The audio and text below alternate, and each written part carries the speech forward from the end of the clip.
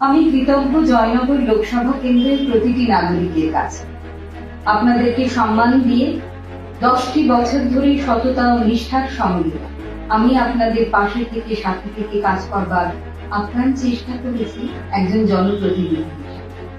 বাংলার জননেত্রী মমতা বন্দ্যোপাধ্যায় এবং সর্বভারতীয় তৃণমূল কংগ্রেসের সাধারণ সম্পাদক অভিষেক বন্দ্যোপাধ্যায় পুনরায় তৃতীয়বারের জন্য আমাকে জয়নগর লোকসভা কেন্দ্রে তৃণমূল কংগ্রেসের প্রার্থী করেন।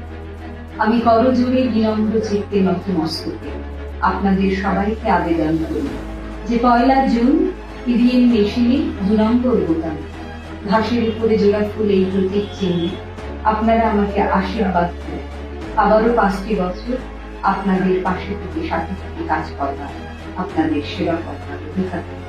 আপনারা সকলে ভালো থাকুন।